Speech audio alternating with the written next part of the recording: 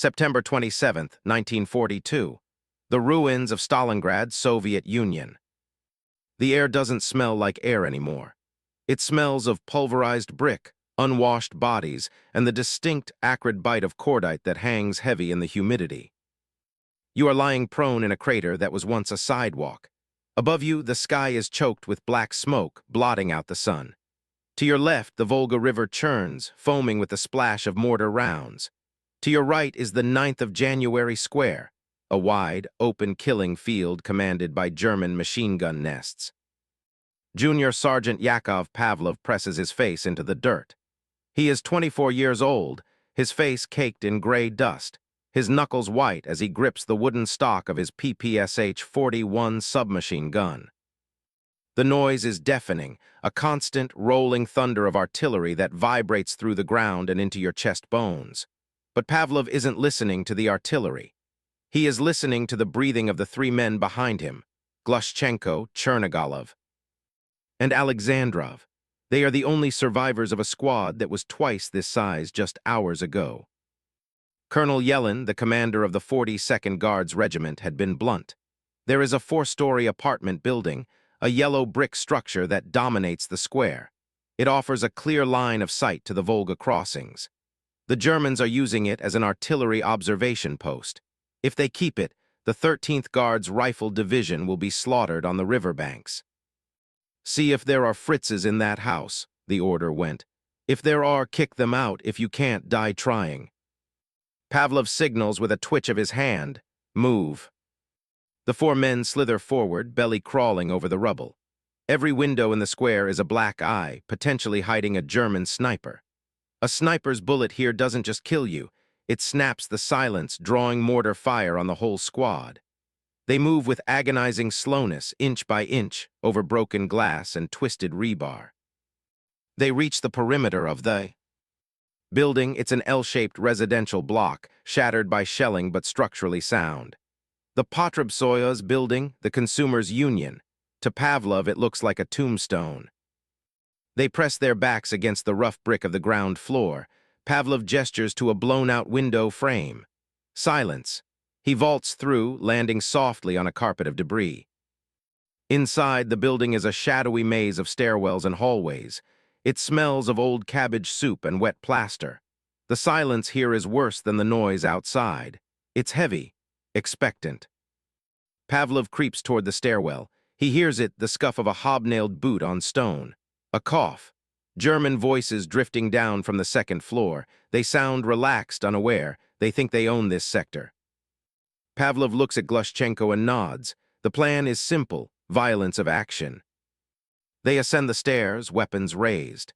As they crest the landing of the 2nd floor, they spot a machine gun crew setting up an MG-34 near a window.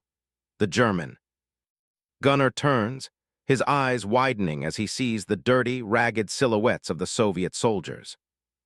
BRRT, BRRT. Pavlov's submachine gun barks first. The 7.6 Tomb rounds tear through the hallway. The German gunner drops. Chaos erupts. The remaining Germans in the apartment scramble for their Kar 98K rifles, but the distance is too short and the Soviets are too fast. Glushchenko tosses an F1 grenade into the room. 1, 2, 3. Boom. Dust blows out into the hallway, blinding everyone.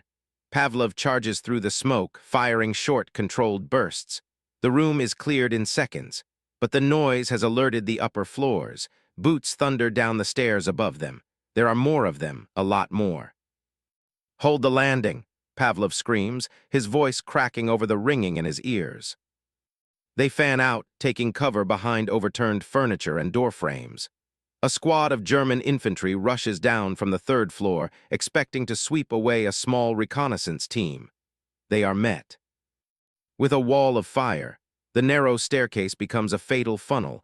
Bodies pile up, blocking the descent. The Germans retreat, shouting warnings up the shaft. Pavlov checks his drum magazine. It's half empty. He looks at his 3 men. They are breathing hard, eyes wide, adrenaline dumping into their systems. They have taken the floor. The Germans have fled to the attic or the neighboring ruins. For a moment, there is a lull. Pavlov moves to the window and looks out. From here, he can see everything.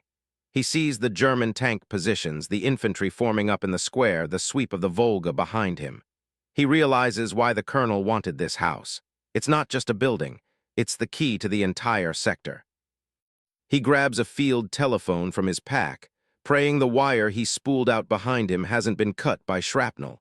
He cranks the handle. "Codename Lighthouse," he whispers into the receiver. "We are in, the building is ours." A crackly voice returns. "How many?" "Fritzes." "Enough," Pavlov says, wiping blood from a cut on his cheek. "But they're gone for now." "Hold position," the voice commands. "Reinforcements are coming." Pavlov hangs up and looks at the darkening sky. He knows the Wehrmacht operates like clockwork. They have been embarrassed. They have lost a key observation post to 4 men. They will not send a squad to take it back. They will send hell. He turns to his men, his face hardening into the mask of a veteran survivor. "Block the doors," Pavlov orders. "Mind the stairs. If they want this house back, we're going to make them pay for every single brick." The sun sets over Stalingrad, casting long, blood-red shadows across the 9th of January square. The easy part is over. The siege of Pavlov's house has just begun. Early October 1942, Pavlov's house, Stalingrad. For 3 days, Pavlov and his trio of survivors are ghosts. They sleep in shifts of 20 minutes, huddled under greatcoats that are stiff with dried mud. They eat dry crusts of bread and drink rusty water drained from radiator pipes. They kill anything wearing field gray that steps into the square. But they are running on fumes. Then, under the cover of a pitch-black night, the cavalry arrives. It isn't a battalion. It's a ragtag platoon of reinforcements, slipping through the communication trenches and scurrying across the open ground like rats. Leading them is Lieutenant Ivan Afanasyev, a tall, grim-faced officer who walks with a limp, a souvenir from earlier fighting. He brings with him a heavy machine gun, a few anti-tank rifles, and a mortar team. The basement of the apartment block becomes the command post. It's a dimly lit, suffocating concrete box filled with civilians, women and children who refused to leave or couldn't run fast enough. They huddle in the corners, eyes wide and white in the gloom. Afanasyev looks at Pavlov. There are no salutes. This is Stalingrad. Formalities died weeks ago. "Good work, Sergeant," Afanasyev rasps. "Now we dig in." The transformation of the apartment building begins immediately. It ceases to be a home and becomes a machine designed for murder. Under Afanasyev's direction, the soldiers stop thinking like infantry and start thinking like engineers. They realize that to step outside is to die. So they bring the movement inside. They use pickaxes and sledgehammers to smash jagged holes through the partition walls of the apartments. These mouse holes allow them to sprint from the north end of the building to the south without ever exposing themselves to a sniper's scope. They tear up floorboards to create firing slits into the corridors below. They drag a bathtub up the stairs and fill it with cooling water for the Maxim machine gun, positioning the heavy weapon to sweep the street. Outside, they sow the plaza with mines, not just standard anti-tank mines, but anti-personnel mines rigged with tripwires made of fishing line. The building is now a fortress, and just in time, October 7th. The ground begins to tremble. It starts as a vibration in the soles of your boots, then rattles the teacups left abandoned on a kitchen table. "Tanks," the shout echoes down the stairwell. Pavlov rushes to a third-floor window, peering through a hole the size of a fist knocked into the brickwork. 4 German Panzer IVs are grinding around the corner of the square, their tracks squealing and clanking. Behind them, 2 platoons of infantry advance in a crouch, using the steel hulls of the tanks as mobile cover. They look confident. They assume the building has been softened up by the morning's mortar barrage. "Wait," Pavlov whispers to himself. "Wait." The order has been passed down. Do not fire until you can smell them. The tanks rumble closer. 100 meters, 50 meters. They are so close now that Pavlov can see the commander of the lead tank peering out of his cupola, scanning the windows. The panzers pause, their long 75 cannons traversing, searching for target. But here is the trap. They are too close. The tanks cannot elevate their main guns high enough to hit the third and fourth floors. They are blind giants. Fire. The building erupts. From the roof, the terrifying crack boom of a PTRD-41 anti-tank rifle splits the air. The 14.5 tungsten cord bullet slams into the thin top armor of the lead Panzer's turret. It punches through like paper. A second later, smoke pours from the tank's hatches as the ammunition inside cooks off. At the same time, the Maxim gun in the first-floor window opens up. It saws through the German infantry exposed behind the burning tank. The square turns into a slaughterhouse. The Germans are stunned. They try to return fire, spraying the facade of the building with machine gun fire, chipping away brick and shattering glass. But the Soviets aren't at the windows anymore. They fire, then sprint through the mouse holes to a new position, popping up from a different window 10 seconds later. To the Germans below, it seems like the building is manned by a battalion. Every window flashes with muzzle fire. Grenades rain down from the balconies, exploding airbursts over the heads of the infantry. One of the panzers tries to reverse, its tracks churning the mud. A soldier named Subgata leans out a second-story window with a Molotov cocktail. He judges the arc perfectly. The bottle smashes onto the engine deck. Flame sucks into the intake vents. The engine dies with a choking cough, and the crew bails out, screaming, straight into the sights of Pavlov's PPSH. The assault collapses. The surviving infantry drag their wounded back across the square, leaving the burning hulks of their tanks as smoking monuments to their failure. Inside, the defenders are cheering, slapping each other on the back, their faces black with soot. But Afanasiev doesn't cheer. He sits in the corner of a ruined living room, reloading his pistol. He knows the German doctrine. They test, they fail, they adapt. Next time they won't just bring tanks. They will bring the Luftwaffe, they will bring the heavy artillery. Pavlov slides down the wall next to him, lighting a cigarette with trembling hands. "They'll be back for breakfast," Pavlov says. "Let them come," Afanasiev replies, listening to the groans of the dying tanks outside. "We have plenty of room in the basement." Mid-November 1942, the lighthouse. Time has dissolved. There is no Monday or Tuesday anymore. There is only shelling, assault, and silence. The temperature has plummeted. The glorious Russian winter is arriving, and the wind whipping off the Volga cuts through the exposed brickwork like a scalpel. Pavlov's house is no longer a building. It is a skeleton. The roof is gone, blown away by Stuka dive bombers. The third floor is a jagged rim of masonry.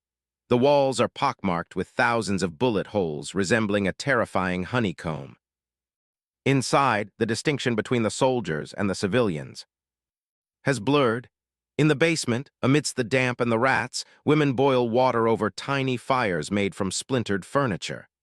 They bandage the wounded soldiers who are dragged down the stairs, their white bandages turning black with soot and red with blood within minutes. Afanasiev and Pavlov have established a brutal rhythm. The Germans attack at 09, 00, 11, 00, and 16:00, like clockwork. The defenders know the schedule, they sleep in the gaps. But the psychological toll is heavier than the artillery. The Germans, frustrated by their inability to take a single residential block, bring up loudspeakers. Across the square, a disembodied voice crackles through the freezing air. "Ruse, Ruse, why do you die? Stalin has abandoned you. Come out, we have hot soup, we have chocolate." Pavlov, sitting by a pile of rubble on the second floor, listens to the voice. He hasn't eaten hot soup in 5 weeks. He looks at his men. They are gaunt, their eyes sunken, their uniforms hanging off their frames, but when the German voice pauses, one of the Soviet soldiers, a Siberian sniper, yells back. "Hey, Fritz, send the chocolate over. We'll trade you for a bullet." Laughter ripples through the ruined hallways. It's a dark, manic laughter, but it keeps them warm. The Germans cannot understand it. To the commanders of the German Sixth Army, looking at their tactical maps in heated bunkers miles away, this building is an anomaly. On their maps, it is marked as a Festung, a fortress. They assume it is garrisoned by a battalion of elite shock troops. They assume it has underground bunkers and heavy artillery support. They do not know it is held by less than 30 men, a few machine guns, and a single anti-tank rifle that is running out of ammo. The fighting becomes intimate. It is no longer about capturing territory, it is about personal vendettas. A German helmet appears in a window across the street. Crack, a Soviet sniper fires. A Soviet soldier strikes a match to light. Cigarette, zip. A German bullet ricochets off the wall inches from his nose. The Germans try everything. They try to storm the building at night, crawling through the sewers. Pavlov's men hear them scuttling beneath the floorboards. They rip up the floor and drop grenades into the dark, listening to the muffled explosions and the screams that follow. They try to level the building with direct artillery fire. The walls shake, dust chokes the air, and the ceiling collapses in the west wing. But when the dust settles and the German infantry rises to charge, the Maxim gun in the east wing opens up again. Tack, tack, tack, tack. It is maddening. The Wehrmacht, the army that swept across Europe, the army that took Paris in weeks, is being bled white by a single house. It is said that the commander of the German group attacking the house loses more men trying to capture this one address, 61 Pensinskaya Street, than his army lost capturing the entire French capital. But the defenders are reaching their limit. By November 18th, the ammunition is critically low. The medical supplies are gone. The civilians in the basement are starving. Pavlov crawls to Afanasyev's position. The lieutenant is staring at a map, his face illuminated by the flare of a distant explosion. "We're down to 2 drums for the PPSH," Pavlov whispers. "The anti-tank rifle is useless, no rounds left." Afanasyev nods slowly. He points to the rear of the building, toward the river. "The Volga is freezing," he says. "The supply boats can't get through the ice. We are on our own, Yakov." Outside, the wind howls, carrying the sound of tank engines revving up again. The Germans are preparing for a night assault. They sense the weakness. They know the Russian fire has slackened. Pavlov grips his empty submachine gun. He looks at the mouse hole leading to the next room. "Then we use the bricks," Pavlov says, his voice flat. "We use our knives, we don't leave." Afanasyev looks up, a grim smile touching his lips. He knows something Pavlov doesn't. He knows that miles to the north and south, 1,000,000 Soviet soldiers are gathering in the snow, waiting for a signal. The house just has to hold for a few more days, just a few more. November 24th, 1942, the ruins of Pavlov's house. The night assault is brutal, it is primal. With their ammunition spent, the defenders of the house fight with a savagery born of desperation. In the stairwells, men grapple in the dark, boots slipping on frozen blood. A German soldier bursts through a barricade on the second floor, his bayonet fixed. Glushchenko, out of bullets, swings a heavy iron pipe, the sound of the impact sickeningly dull. They throw masonry from the roof. They roll unexploded German grenades back down the stairs. They fight room by room, retreating deeper into the shell of the building, trading space for time. But then the world shifts. It starts as a low rumble on the horizon, distinct from the local mortar fire. It grows louder. Continuous, rolling thunder that shakes the dust from the ceiling. It is coming from the north and the south. Pavlov, bleeding from a shrapnel wound in his leg, drags himself to the window. He looks out, expecting another German wave. Instead, he sees confusion. The German infantry in the square aren't looking at the house. They are looking behind them. The Panzer tanks are revving their engines, turning their turrets away from the apartment block toward the vast, snow-covered steppe. Flares go up, red flares, signaling distress. "Do you hear that?" Afanasyev whispers, limping up beside Pavlov. It is the sound of artillery, thousands of Soviet guns opening fire simultaneously. Katyusha rockets scream across the sky, leaving trails of fire like angry comets. Operation Uranus has begun. The jaws of the Soviet trap are snapping shut around the entire German 6th Army.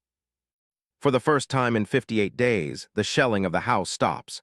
The German besiegers are suddenly besieged.